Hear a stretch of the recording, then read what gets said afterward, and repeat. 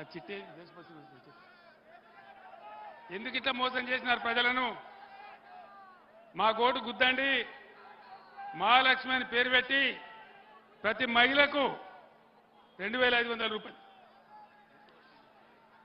2500 రూపాయలు ఇస్తామని చెప్పినారు.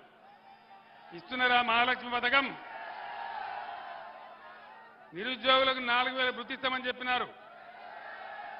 బట్టి విక్రమార్క ఉప ముఖ్యమంత్రి గారు చెప్తున్నారు, మేము ఇస్తామనే అనలేదు నిరుద్యోగ వృత్తి అని మాట్లాడుతూ ఉన్నాడు.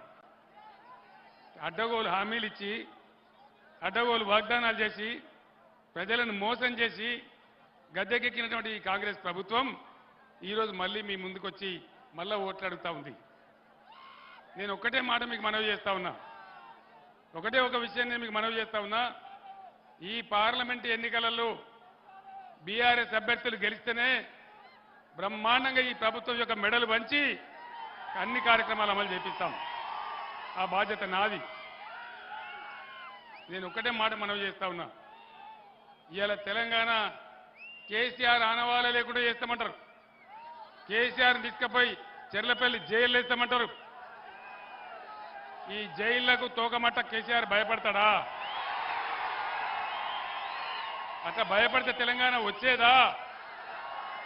15 ఏళ్ళు బ్రహ్మాండమైన పోరాటం చేసి తెలంగాణ తెచ్చినా మీ అందరు చూసినారు మీ కళ్ళ ముందే. ఈరోజు నిన్ను జైల్లో వేస్తాం, నీ పేగులు తీసి మెడలేసుకుంటాం, నీ గుడ్లు వీకి గోళీలు ఆడతాం. ఇదా భాష? ఒక ముఖ్యమంత్రి మాట్లాడాల్సిన భాష?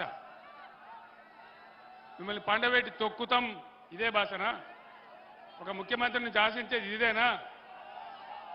15 ఏళ్ళు పోరాటం చేసి తెలంగాణ సాధించిన వ్యక్తి, 10 ఏళ్ళు బ్రహ్మాండంగా తెలంగాణ ప్రజలను కులము మతము వర్గమనే భేదం లేకుండా అన్ని వర్గాల ప్రజలను బ్రహ్మాండంగా చేసినటువంటి వ్యక్తిని పట్టుకొని నీ గుడ్లు బీక్తా, నీ పేగులు బీక్తా, నిన్ను జైలు వేస్తా, ఇదా మాట్లాడవలసిన భాష?